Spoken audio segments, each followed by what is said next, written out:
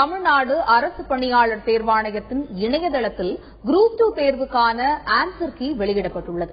தமிழக அரசின் பல்வேறு துறைகளில் காலியாக உள்ள 1000க்கும் மேற்பட்ட பதவிகளுக்கு கடந்த ஞாயிற்றுக்கிழமை குரூப் 2 தேர்வு நடைபெற்றது. 5 லட்சத்திற்கும் மேற்பட்டோர் பங்கேற்று தேர்வு எழுதினர்.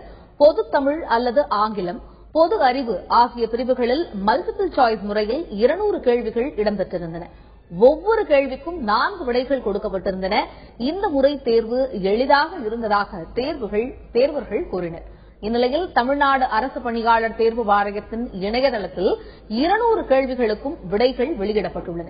பொதுத்தமிழ், பொது ஆங்கிலம், ஜெனரல் ஸ்டடீஸ் ஆகியவற்றில் ஒவ்வொரு கேள்வியிலும் சரியான விடைகள் டிக் செய்யப்பட்டு ஸ்கேன் செய்யப்பட்டு இணையதளத்தில் பதிவேற்றம் செய்யப்பட்டுள்ளது. தாங்கள் அளித்த பதில் சரியானதா என இணையதளத்தின் வழியே தேர்வர்கள் சரிபார்த்துக் கொள்ளலாம். 22 வங்கிகளில் காலியாக உள்ள தகவல் தொழில்நுட்ப அதிகாரி, இதர அதிகாரிகள் பணிக்கு தனியாக தேர்வு நடைபெறும். 2 மணி நேரம் நடைபெறும் தேர்வில் 200 மதிப்பெண்களுக்கு 200 கேள்விகள் கேட்கப்படும்.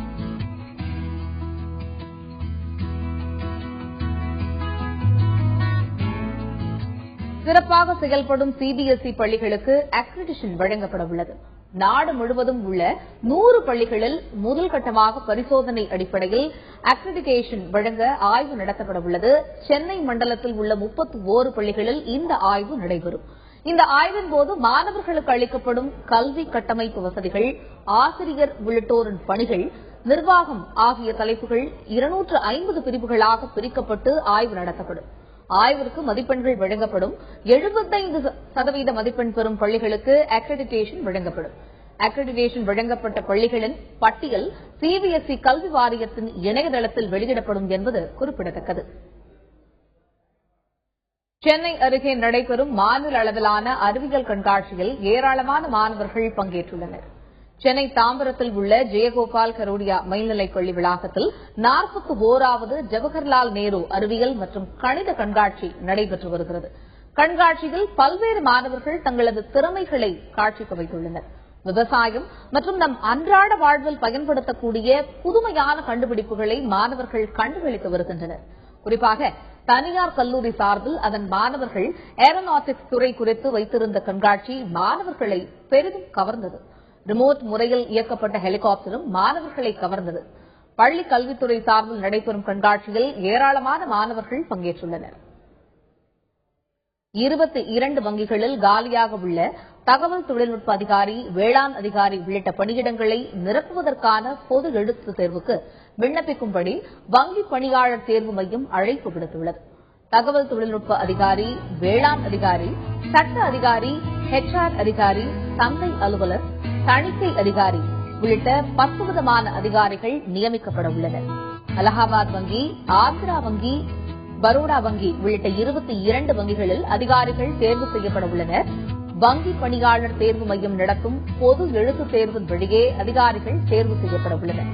அதிகாரிகள் ஸ்கேல் 1 பதவிக்கு 20 முதல் 30 வயதிற்கு உட்பட்டவர்கள் விண்ணப்பிக்க வேண்டும். ஸ்கேல் 2 பதவிக்கு 20 முதல் 35 வயதிற்கு உட்பட்டவர்கள் விண்ணப்பிக்கலாம். வங்கி பணியாளர் தேர்வு மையத்தின் இணையதளத்தின் வழியே டிசம்பர் 14ஆம் தேதிக்குள் விண்ணப்பிக்க வேண்டும். ஆன்லைன் வழியே டிசம்பர் 16ஆம் தேதிக்குள் விண்ணப்ப கட்டணம் செலுத்த வேண்டும். வங்கி அதிகாரிகள் பதவிகளுக்கான பொது எழுத்துத் தேர்வு அடுத்த ஆண்டு பிப்ரவரி 8ஆம் தேதி முதல் தொடங்குகிறது. சட்ட அதிகாரிகள் பணிக்கு தனியாக தேர்வு நடைபெறும். இதர அதிகாரிகள் பணிக்கு தனியாக தேர்வுகள் நடைபெறும். 2 மணி நேரம் நடைபெறும் தேர்வில் 200 மதிப்பெண்களுக்கு 200 கேள்விகள் கேட்கப்படும் என்பது குறிப்பிடத்தக்கது. வெற்றி படிக்கட்டு நிகழ்ச்சியின் அடுத்த பகுதியாக தெளிவு பகுதிக்கு செல்லலாம்.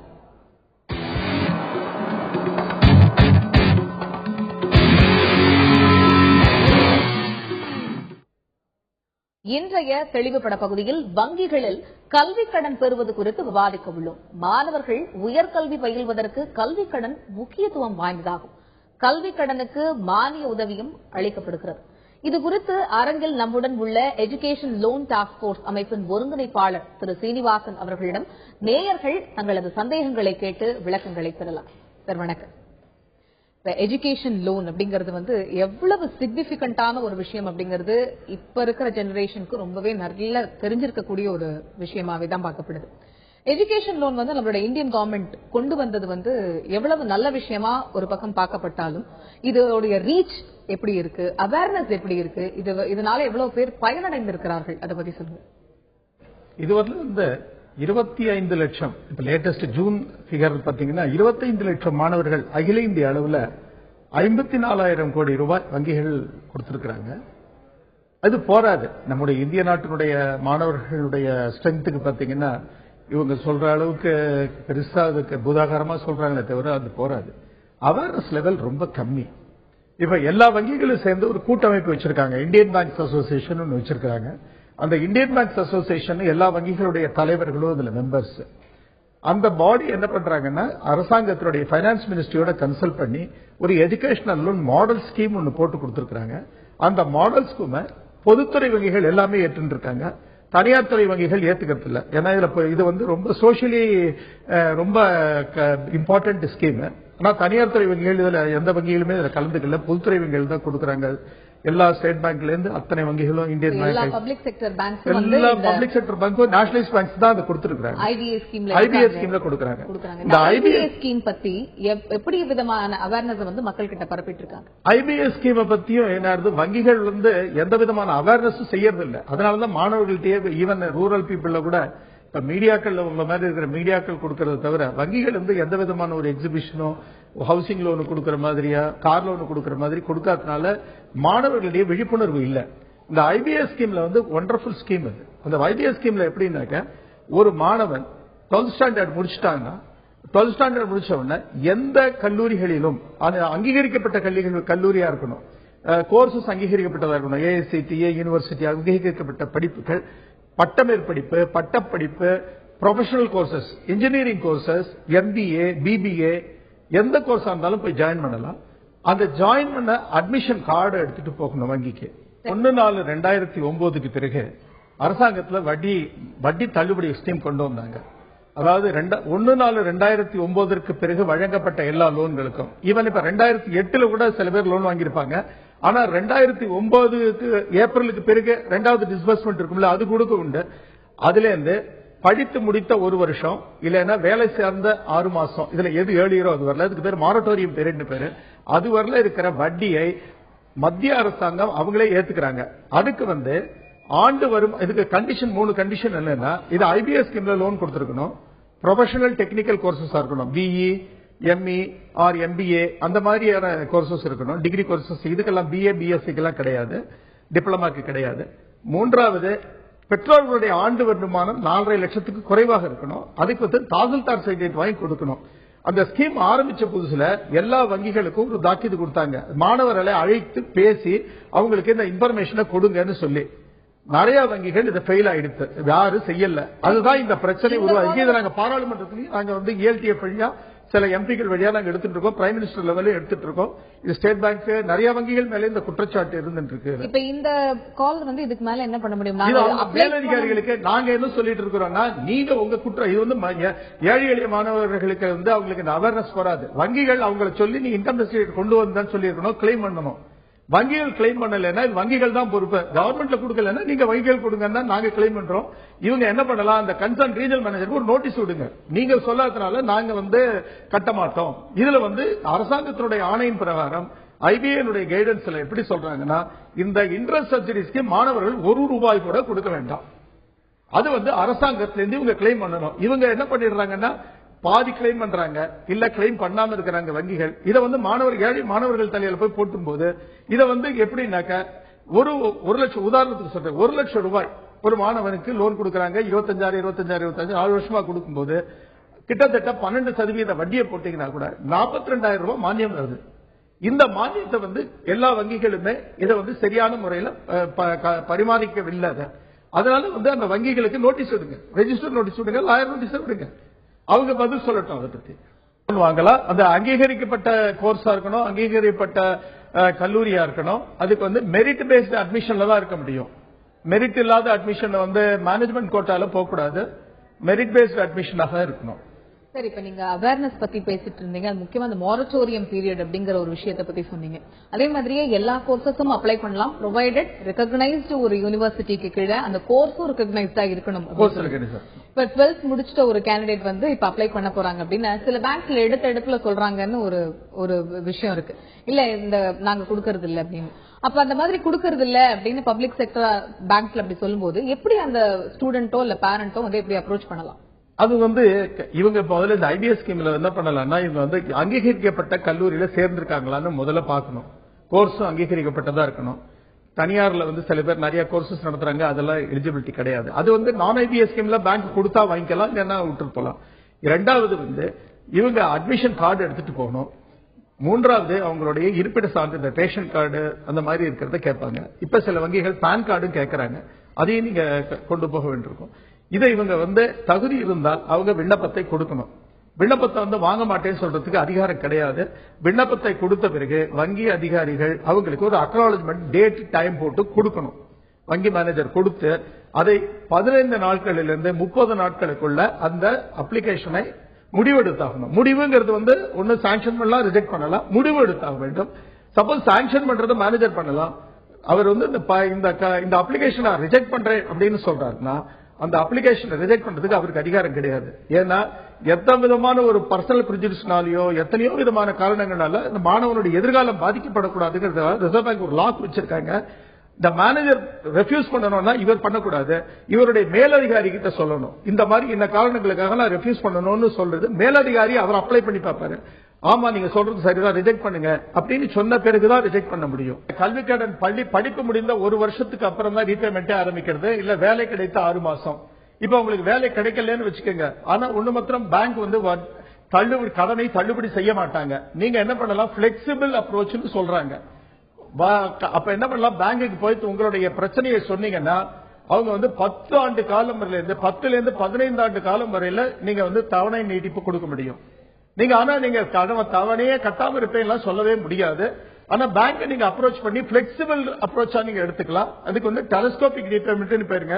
அதாவது குறைந்த வேலை கிடைக்கல, வேலை கம்மியா சம்பளம் இருக்குன்னாக்க ஒரு 5000 ரூபாய் சம்பளம் வாங்கிட்டு போய் 10,000 ரூபாய் கட்ட சொல்ல முடியாது. 5000 ரூபாய் சம்பளம் வாங்குறவருக்கு ஒரு 500 ரூபாய் 1000 ரூபாய் வரல. அந்த மாதிரி ஆரம்பிங்க. நீங்க அதை ஆரம்பிக்காம இருந்தீங்கன்னா பேங்க் வந்து உங்க மேல நோட்டீஸ் விடுவாங்க. அதனால வங்கி அதிகாரிகளோட கலந்துக்குங்க. கலந்து ஆலோசிச்சுட்டு அதுக்கேற்ற மாதிரி ரீபேமெண்ட் லாங் டேர்மா பிக்ஸ் பண்ணிக்கலாம். ஆனா நீங்க நிறுத்தினீங்கன்னா பேங்குக்கு எப்பவுமே அவங்க சந்தேகப்படுவாங்க. அதாவது எப்படின்னாக்கா உங்களுக்கு செக்யூரிட்டி நார்ம்ஸ் சொல்லுவாங்க. ஒரு 4 லட்சம் ரூபாய் வரல பெற்றோர்கள் மாத்திரம் ஜாமீன் போட்டா போறோம், ஃபாதர் ஆர் மதர் யாரெல்லாம் கைது போட்டா போறோம். 4 லட்சத்துல இருந்து 7.5 லட்சம் வரல தேர்ட் பார்ட்டி ஜாமீன் மூன்றாவது நபர் கைது போடணும். 7.5 லட்சத்துல இருந்து 20 லட்சம் வெளிநாட்டு படிப்புன்னா 20 லட்சம், உள்நாட்டு படிப்பா இருந்தா 10 லட்சம் மேக்சிமம். அதுக்கு வந்து சொத்து ஜாமீன் கேட்பாங்க. சப்போஸ் ஒரு முன்னாடி இருந்த ஒருவருக்கு 3 லட்சம் ரூபாய் வாங்கியிருக்கீங்க, அடுத்த இன்னொருத்தருக்கு 3 லட்சம் ரூபாய் வாங்குறீங்கன்னா இந்த 3+3 6 ஒரு குடும்பத்துக்கு கணக்கிடப்பட்டு இந்த 6 லட்சம் ரூபாய்க்கு என்ன செக்யூரிட்டி நாமோ அதை அப்ளை பண்ணுவாங்க. அப்ப திருப்பி நான் 3 லட்சம் தாங்க நான் செக்யூரிட்டி இல்லாம எனக்கு கொடுங்கன்னு கேட்க முடியாது. நீங்க இன்னொரு நபருக்கு இன்னொரு 3 லட்சம் கேட்கறீங்கன்னா 9 லட்சம் ஆயிடும். அப்ப வந்து சொத்து ஜாமீன் கேட்பாங்க. அதனால எந்த விதமான இன்ஃபேக்ட் அது மாதிரி ஒரே குடும்பத்துல 3 பேருக்கு கொடுக்கலாம்னே ரிசர்வ் பேங்க்ல இருக்கு. கொடுக்க மாட்டேன்னா அவங்களை எழுத்து மூலியமா கேளுங்க. அப்ளிகேஷன் விண்ணப்பத்தை நீங்க என்ன பண்ணுங்க, நீங்க ஆன்லைன்ல விண்ணப்பம் கொடுக்கலாம். ஏன்னா இந்த மாதிரி விஷயங்கள்ல வந்து நேரடியா கொடுக்கும்போது சில பிரச்சனைகள் வருது. ஆன்லைன்ல கொடுத்தீங்கன்னா அவங்க வந்து ஆன்லைன்ல பதில் சொல்லி ஆகணும், தவறான பதில் சொல்ல முடியாது. இவங்க வந்து திருப்பி அப்ளை பண்ணி பார்க்கலாம். அப்ளை பண்ணி பாருங்க, ஆன்லைன்ல அப்ளை பண்ணிடுங்க. அந்த பேங்க்னுடைய ஆன்லைன்ல அப்ளை பண்ணுங்க. சரி, இந்த லாஸ்ட் காலர் கேட்ட மாதிரி ஒரே குடும்பத்தை சேர்ந்த 3 பேருக்கு கொடுக்க மாட்டோம்னு ஒரு பேங்க் வந்து நிராகரிக்குது அப்படின்னா அந்த மாதிரியான அந்த பேரண்டோ இல்ல ஸ்டூடெண்டோ எப்படி வந்து அதுக்கு எப்படி வந்து ரியாக்ட் பண்ணலாம்? சார் இது வந்து ஒரு அறியாமைனால வருது. வங்கி அதிகாரிகளுக்கு தெரியுமா தெரியாதாங்கிறது அடுத்த பிரச்சனை. இது வந்து பெற்றோர்களுக்கு விழிப்புணர்வு இல்லாதனால இதை நீங்க ஆன்லைன்ல அப்ளை பண்ணிட்டீங்கன்னு வச்சுங்க. அப்ப ஆன்லைன்ல வரும்போது மேலதிகாரிகள்கிட்ட போயிடும், அப்ளிகேஷன் ப்ராசஸ்ல போகும். அந்த ஆன்லைன்ல போகும்போது நீங்க வந்து நான் முன்னாடி இந்த லோன் இருக்குங்கிறது சொல்லிட்டீங்கன்னா அவங்களால ரெஃப்யூஸ் பண்ண முடியாது. அவங்க தகுதி இருந்தால் கொடுக்கட்டும், இல்லன்னா அவங்க ரீசன் கொடுக்கணும். ரீசன் கொடுக்காம எந்த அப்ளிகேஷனும் நீங்க இந்த ரீசன் நாங்க எடுத்துட்டு போங்க அப்படிலாம் சொல்ல முடியாது. இப்ப இன்னும் சில விஷயங்கள்ல பாத்தீங்கன்னா நிறைய பேங்க்ஸ் என்ன பண்றாங்க, அப்ளிகேஷன் வாங்கி டிராவர்ல போட்டுக்கிறாங்க. அவங்களுக்கு அக்னாலஜ்மெண்ட் கொடுக்கறது இல்ல. மேலதிகாரிகள் எவ்வளவு இப்ப இவங்க இந்த வருஷத்துல 9 பேர் லோன் கொடுத்தாங்கன்னா ரிசீவ்டு 9, டிஸ்போஸ்டு 9, சாங்ஷன்டு 9 போட்டுறாங்க. இவங்களுக்கு வந்து 100 அப்ளிகேஷன் வந்திருக்கும். இதெல்லாம் வந்து இதுதான் நாங்க வந்து ஆர்பிஐ ஆடிட் பண்ணணும், சிஏஜி ஆடிட் பண்ணணும் பேங்க்ஸ் எல்லாம் அப்படின்னு நாங்களும் பாராளுமன்ற எடுத்துட்டு இருக்கோம். இண்டஸ்ட்ரி கொடுக்க மாட்டாங்க. இவங்க எம்ப்ளாய்டா இருந்த பார்ட் டைம் ரெகுலர் கோர்சஸ் மாத்திரம் தான் கல்வி கடன். ரெகுலரா கொண்டு போய் காலேஜஸ்ல 10 to 5 இந்த மாதிரி காலேஜ்ல நேரத்துல உட்காரணும். ரெகுலர் கோர்சஸ் மாத்திரம் correspondence, part time courses, open யூனிவர்சிட்டிக்கு எல்லாம் கடன் கொடுக்கறது கிடையாது. சரி, இப்ப இந்த எஜுகேஷன் லோன் ஸ்கீம்ஸ் பத்தி பேசும்போது முக்கியமா மக்கள் வந்து தெரிஞ்சுக்கணும், இன்னும் தெரிஞ்சுக்காம இருக்கிற விஷயங்கள் அப்படின்னா என்னது சார்? இன்னும் நிறைய பேர் தெரிஞ்சுக்கல இதை பத்தி, இப்படி ஒரு விஷயம் இருக்கிறதே தெரியாம இருக்காங்க நிறைய பேர். எங்களுக்கு ஒரு நாளைக்கு கிட்டத்தட்ட ஒரு 10-15 மாதிரி கொரிஸ் வரும்போது மேஜரா இருக்கிறது என்னன்னா 2-3 விஷயங்கள் ரொம்ப மேஜரா இருக்கு. ஒண்ணு வந்து மேனேஜ்மெண்ட் கோட்டா. நாங்க மேனேஜ்மெண்ட் கோட்டால சேர்ந்திருக்கோம், எங்களுக்கு வங்கிகள் கடன் தர மாட்டேங்கிறாங்க. இது வந்து முன்னாடி மேனேஜ்மெண்ட் கோட்டா கிடையாது. இப்ப போன வருஷத்துல இருந்து அரசாங்கத்தினால என்ன பண்ணாங்க, மேனேஜ்மெண்ட் கோட்டா கொடுக்கலாம். எப்படி கொடுக்கலாம்னா, நீங்க வந்து மெரிட் சேனல்ல அப்ளை பண்ணணும். இப்ப அண்ணா யூனிவர்சிட்டியில கவுன்சிலிங்க்கு போகணும். அப்ளை பண்ண பிறகு அவங்க வந்து எனக்கு இந்த கோர்ஸ் எனக்கு நான் கேட்ட கோர்ஸ் கிடைக்கல, நான் கேட்ட காலேஜ் கிடைக்கலங்கிறத அவங்க ரெஃப்யூஸ் பண்ணி எழுதி கொடுத்துட்டா, அந்த ரெஃப்யூசல் லெட்டரையும் எடுத்துட்டு போய் இவங்களுக்கு எது தேவையான மேனேஜ்மெண்ட் கோட்டால போய் சேர்ந்து அட்மிஷன் கார்டு வாங்கிட்டாங்கன்னா அதுக்கு ஐபிஏ ஸ்கீம்ல லோன் கொடுப்பாங்க. ஐபிஏ ஸ்கீம்ல லோன் கொடுக்கும்போது ப்ரொஃபஷனல் டெக்னிக்கல் கோர்ஸ் இருந்தா மானியமும் உண்டு. இதை விட்டுட்டு என்ன பண்ணிடுறாங்க, சில பேர் தவறான வழிகாட்டுதல்கள். சில பேர் என்ன பண்றாங்க, ஆனா கவுன்சிலிங் போகாத மேனேஜ்மெண்ட் கோட்டாலேயே போயிடலாங்கிற ஒரு பிரஷர்னாலேயே, மார்க்கெட்டிங் பிரஷர்னால என்ன பண்ணிடுறாங்க, மேனேஜ்மெண்ட் கோட்டால சேர்ந்துடுறாங்க. கவுன்சிலிங் டேட் கிடைச்ச பிறகு அவங்க கேன்சல் பண்ணிடுறாங்க. இவங்களுக்கு மேனேஜ்மெண்ட் கோட்டா போய் எடுத்துட்டு போகும்போது பேங்க்ஸ் கொடுக்க மாட்டேங்கிறாங்க. இவங்களுக்கு வந்து மேனேஜ்மெண்ட் கோட்டால லோன் கிடைக்கிறது இல்ல, இன்ட்ரெஸ்ட் சப்சிடியும் கிடைக்கிறது இல்ல. ரெண்டாவது இன்ட்ரெஸ்ட் சப்சிடி, அதுலயும் மக்கள் வந்து அதிகமான அளவு விழிப்புணர்வு இருக்கிறது. வந்து இங்க அண்டர் கிராஜுவேஷன் படிச்சிருக்கிற ஒரு கேண்டிடேட் வந்து எஜுகேஷன் லோன்ல அப்ளை பண்ணி படிச்சிருக்காங்க. சே ஃபார் எக்ஸாம்பிள் ஒரு பி எடுத்து படிக்கிறாங்க அப்படின்னா, அவங்க வந்து மேல ஃபாரின்ல போய் படிக்கணும், அப்ராட் யூனிவர்சிட்டியில அவங்களுக்கு ஒரு ஆப்பர்ச்சுனிட்டி கிடைச்சிருக்குன்னா இதை வந்து நம்ம கேரி ஓவர் பண்ணிக்க முடியுமா? அதையும் முடிச்சுட்டு அவங்க ரீபே பண்ற மாதிரியான ஸ்கீம்ஸ் இருக்கு. அதுக்கு வந்து பேங்க் ஒத்துக்கணும். இதுல வந்து யூஜிக்கு ஒரு விதமான ரூல் இருக்கு, போஸ்ட் கிராஜுவேஷனுக்கு ஒரு விதமான ரூல் இருக்கு. இப்ப யூஜிக்கு ஐபிஎஸ் ஸ்கீம்ல என்ன சொல்றாங்க, அவங்க சில நார்ம்ஸ் வரைமுறை கொடுக்கறாங்க. போஸ்ட் கிராஜுவேஷன் வரும்போது ஒவ்வொரு வங்கிகளும் தங்களுக்கே வந்து அதுக்கு தகுந்த மாதிரி அவங்க பேங்க்கு தகுந்த மாதிரி ஒரு ரூல் போட்டுக்கலாங்கிறாங்க. முக்கியமா இது வந்து பேங்க்குடைய எஜுகேஷன் லோன் வந்து எம்ப்ளாயபிலிட்டி இஸ் வெரி இம்பார்ட்டன்ட். ஏன்னா அந்த பையன் வந்து படிச்சு அவன் வேலைக்கு சேர்ந்து அதுல இருந்து வந்து பணத்தை திருப்பி கட்ட வேண்டும். எம்ப்ளாயபிலிட்டி அந்த கோர்ஸுக்கு எம்ப்ளாயபிலிட்டி இருக்காங்கிறது பார்ப்பாங்க. முக்கியமா ஃபாரின்ல படிக்கிற எல்லா மாணவர்களுமே நிறைய வந்து கஷ்டப்படுறாங்க. அவங்க வந்து ஒரு ஃபேன்சிக்கா போயிடுறாங்க, 20-25 லட்சம் ரூபாய் பண்றாங்க, கடைசியில வந்து டெட் டிராப்ல போய் மாட்டிக்கிறாங்க. அவங்களுக்கு இந்த வட்டி சலுகையில இன்ட்ரெஸ்ட் மானியம் வந்து இன்ட்ரெஸ்ட் சப்சிடி வெளிநாட்டு படிப்பு கிடையாது, உள்நாட்டு படிப்பு தான் இருக்கு. வட்டி ஏறி போயிடுறது, ஓவர் டியூ வந்துடும், திணறாங்க. அதனால வெளிநாட்டு படிப்புக்கு போறவங்க வந்து 20 லட்சம் ரூபாய் மேக்சிமம் கொடுக்கறாங்க. சொத்து ஜாமீன் வேற உண்டு. ஜாக்கிரதையா ரொம்ப கேர்ஃபுல்லா வாங்கணும். எல்லாருடைய முக்கியமா வந்து பேங்க் விஷயமா நம்ம போகும்போது, எஜுகேஷன் லோன் விஷயமா போகும்போது ஆலோசனைகள் வந்து ரொம்ப முக்கியம் அப்படிங்கறது வந்து நீங்க சொல்ற விஷயத்துல இருந்து தெரிஞ்சுக்க முடியுது. முக்கியமா இன்னைக்கு எஜுகேஷன் லோன் சம்பந்தப்பட்ட நிறைய விஷயங்களுக்கு நீங்க சூப்பரா கிளாரிபிகேஷன்ஸ் கொடுத்தீங்க சார். எல்லாருக்குமே ரொம்ப யூஸ்ஃபுல்லா இருந்திருக்கும். Thank you so much. வெற்றி படிக்கட்டு நிகழ்ச்சியின் அடுத்த பகுதியாக புதிய வாய்ப்புகள் பகுதிக்கு செல்லலாம்.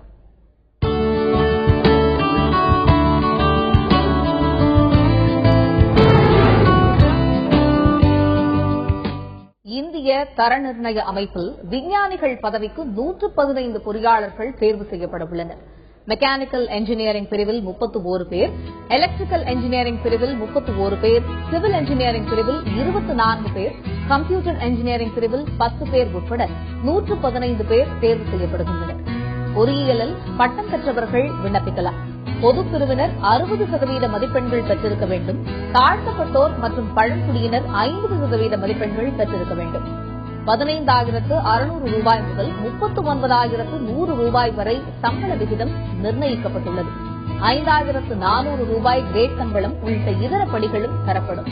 பியூரோ ஆஃப் இந்தியன் ஸ்டாண்டர்ட்ஸ் அமைப்பின் இணையதளத்தின் வழியே டிசம்பர் 6ஆம் தேதி முதல் 20ஆம் தேதிக்குள் விண்ணப்பிக்க வேண்டும். விண்ணப்ப கட்டணமாக 750 ரூபாய் செலுத்த வேண்டும். ஆன்லைன் வழியே 6ஆம் தேதி முதல் 20ஆம் தேதி வரை செலுத்தலாம். தாழ்த்தப்பட்டோர், பழங்குடியின வகுப்பினர், பெண்கள் ஆகியோர் விண்ணப்ப கட்டணம் செலுத்த தேவையில்லை.